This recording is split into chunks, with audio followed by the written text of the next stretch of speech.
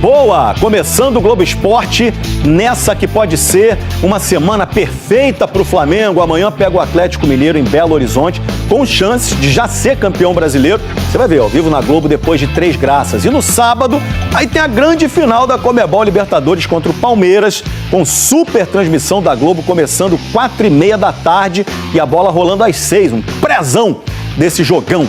Vou falar com a Duda Dal Ponte. Duda, que semana é essa do Flamengo? O que já sabemos sobre o planejamento do time para essa semana tão importante, Duda? Boa tarde. Oi, Escobar, muito boa tarde para você, para todos que nos acompanham no Globo Esporte. Que semana, né? Amanhã em Belo Horizonte contra o Atlético, se o Flamengo vencer e o Palmeiras perder para o Grêmio lá em Porto Alegre, o Flamengo já é campeão brasileiro de 2025 com 2 rodadas de antecedência. E tem ainda um segundo cenário, Escobar. Se o Flamengo vencer o Atlético e o Palmeiras empatar com o Grêmio.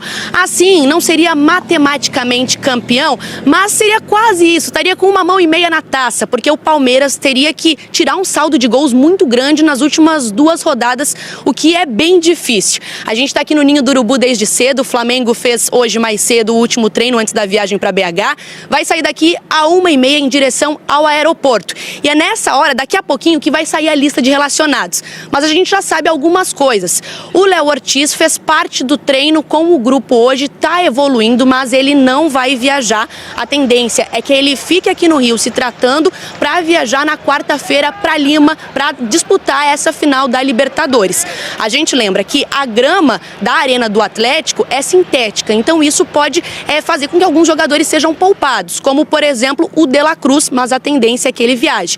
Alexandro também pode ser aí outro jogador poupado, né? Porque Alexandro às vezes não joga em gramado sintético e isso pode pesar um pouco. Felipe Luiz já disse que deve ir com o time titular, mas pensando em algumas peças, preservar algumas peças por conta dessa partida contra o Palmeiras no sábado. O sonho de todo torcedor do Flamengo e, claro, do Felipe Luiz, o clima aqui no Ninho do Urubu é viajar para Belo Horizonte, tentar essa taça e em 5 dias, Escobar, conquistar aí essas 2 taças, esses 2 títulos. Já pensou? Semana intensa demais aí para o Flamengo e a preparação é ir para esse jogo contra o Atlético, voltar na quarta-feira e aí sim viajar para Lima, no Peru.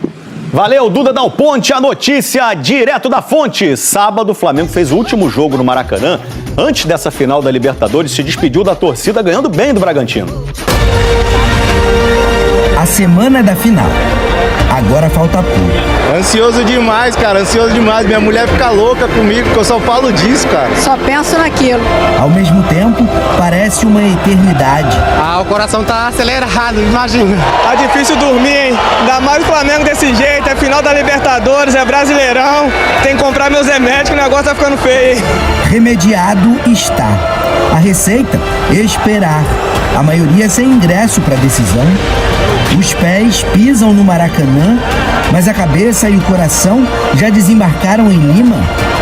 Viagem cara, mas sonhar é de graça. E então, os rubro-negros fazem planos, traçam roteiros. Vamos levar, vai ser a revanche dessa vez. O Andréas vai entregar pra gente dessa vez.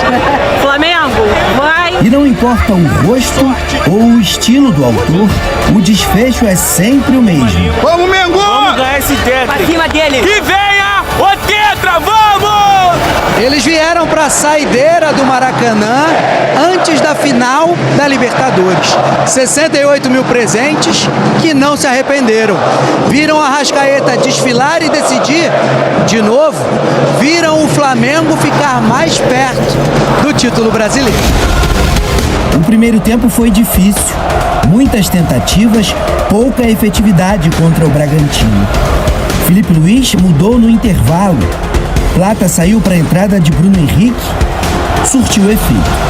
Mas os pontos de desequilíbrio já estavam em campo. Jorginho, Cebolinha e principalmente Arrascaeta. O camisa 10 fez o primeiro, após belíssimo passe de Jorginho. E lá vem Flamengo, Arrascaeta driblou, bateu pro gol!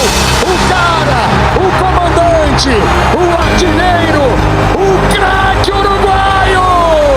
Cebolinha tentou cruzar e o árbitro marcou o pênalti de Hurtado.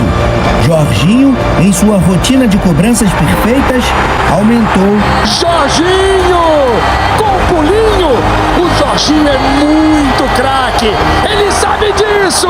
Em mais uma jornada de brilho intenso, Arrasca achou Bruno Henrique na área, sem dominar.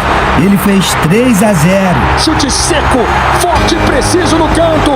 É gol de Bruno Henrique. É o terceiro gol do Flamengo. Que chegue a terça, que chegue o sábado. Eles estão prontos. Traga o tetra pra nós! Vamos ser tetra das Libertadores!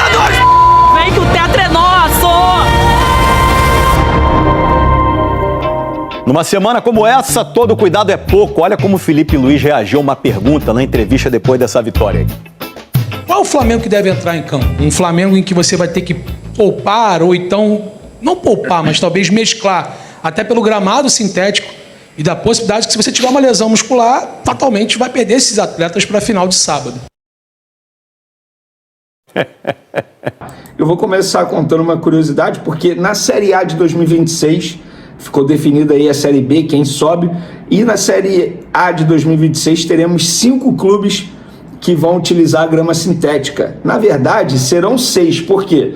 Atlético Mineiro, Atlético Paranaense, Botafogo, Chapecoense e Palmeiras.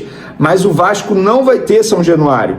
E o Vasco vai utilizar o Newton Santos, estádio do Botafogo, que é grama sintética. Ou seja, 6 clubes da Série A vão utilizar a grama sintética nos seus jogos como mandantes, tá? Além de Chapecoense e Atlético Paranaense, Coritiba e Remo também subiram para a Série A e vão disputar a divisão de elite do futebol brasileiro ano que vem, beleza? Só essa curiosidade. Por falar em Vasco, que drama vive o Vasco, hein? 5 derrotas seguidas e apenas 1 gol marcado nos últimos 5 jogos. Do time a ser batido no momento, há um time que vai brigar novamente para não cair até as últimas rodadas do Campeonato Brasileiro. Bom, vamos falar de Flamengo agora, porque com um gol diante do Red Bull Bragantino, Bruno Henrique igualou Germancano, jogador do Fluminense, como o terceiro maior goleador do novo Maracanã, com 63 gols. Pedro é o líder, com 104, e Gabigol está em segundo com 82. Cara, o Pedro tem muito gol no novo Maracanã. Nem todos são, mas obviamente a grande maioria com a camisa do Flamengo, mas ele também fez gol pelo Fluminense, assim como o Gabigol fez gol no novo Maracanã jogando pelo Santos, e o Bruno Henrique também. Então, fica aí esse dado. Inclusive o Bruno Henrique cresceu muito de produção, tenho gostado dele nos últimos jogos, vai ser com certeza o centroavante titular na final da Libertadores. Mas antes da final da Libertadores tem Atlético Mineiro na terça. O Flamengo não será mandante, mas a gente precisa trazer essa informação aqui, ó. Líder na média de público no Brasileirão e no ano, Flamengo supera a marca de 1 milhão de ingressos vendidos como mandante no Brasileirão 2025. Com mais de 64 mil pagantes na vitória por 3-0 sobre o Bragantino, o rubro-negro totaliza 1.045.734 torcedores em 18 jogos como mandante no campeonato, todos no Maracanã. E no dia 3, numa quarta-feira, Flamengo e Ceará será o jogo de despedida do Flamengo no Maracanã, no Campeonato Brasileiro. Pode ser o jogo do título, caso o Flamengo não consiga o título na terça-feira diante do Atlético Mineiro. E novamente, embora seja uma quarta-feira, sem sombra de dúvidas, o Flamengo vai colocar aí quase ou mais 70 mil pessoas presentes no Maracanã para esse duelo com o Ceará no dia 3 de dezembro, tá? Obviamente, até lá, saberemos se o Flamengo é o campeão da Libertadores ou não. E por falar em Libertadores, será que Léo Ortiz pode ficar fora? A matéria do GE. Esforço contra o Racing custa caro, mas Léo Ortiz prevê novo sacrifício para jogar a final da Libertadores pelo Flamengo. O zagueiro montou um esquema de força-tarefa para estar em Lima. O estiramento no tornozelo aconteceu no jogo contra o Palmeiras e preocupava para a semifinal contra o Racing, 3 dias depois. Ortiz montou uma força-tarefa para tentar se recuperar. 4 sessões de tratamento em apenas 24 horas. Os cuidados se dividiram entre o CT e a própria casa, onde ele mantém uma estrutura particular que é integrada com a metodologia do clube. No sacrifício, Ortiz ficou no banco no Maracanã, mas não jogou. O objetivo passou a ser o jogo da Argentina apenas 10 dias após a lesão. O tratamento intenso continuou com horas de trabalho em casa e no CT. Mesmo sem estar 100%, o zagueiro fez uma infiltração no tornozelo, jogou os 90 minutos e caiu em lágrimas após a classificação. O esforço custou caro e fez a lesão se agravar, colocando em risco inclusive a final da Libertadores. Foi aí que Ortiz iniciou a segunda etapa da força-tarefa e determinou a nova meta, estar em Lima. O camisa 3 aumentou a rotina de recuperação e vem fazendo sessões diárias de fisioterapia em casa, além dos trabalhos no CT. O tratamento acontece nos 3 turnos, manhã, tarde e noite. No CT ele ainda não foi a campo e trabalha apenas na academia. A expectativa é que o zagueiro vá a campo nos próximos dias para iniciar a transição.